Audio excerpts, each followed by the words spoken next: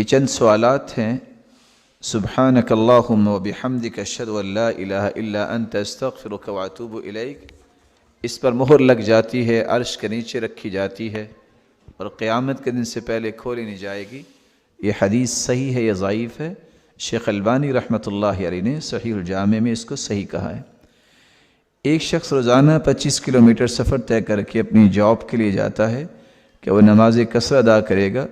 کیا نماز جمع کر کے ادا کر سکتا ہے؟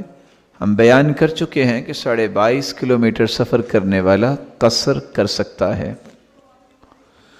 ہمیں معلوم نہیں ہوتا کہ جو چمڑا ہم استعمال کر رہے ہیں، جوتوں، بیگز اور جیکٹس وغیرہ، وہ کون سا جانور کا ہے، حلال جانور یا شکاری؟ تو کیا وہ چمڑا استعمال کرنا جائز ہے؟ رسول اکرم صلی اللہ علیہ وسلم کا فرمان ہم سنا چکے ہیں، ایو اہاب دبغ فقد طہر، ایو اہاب دبغ فقد طہر، کوئی بھی چمڑا جب اس کو رنگ دیا جائے تو وہ پاک ہو جاتا ہے۔ اس لیے کوئی بھی چیز آئے اگر پہننے والی ہو تو اس کو دھو کے پہن لینا چاہیے۔ اگر کوئی اسٹوڈنٹ کسی دوسرے شہر ہاسٹل میں رہتا ہو اور وہ 3 دن سے کم مثلاً 2 دن اور 1 رات یا 1 دن کے لیے گھر آئے، تو کیا وہ سفری نماز پڑھے گا؟ کیا ہاسٹل میں پوری نماز پڑھے گا؟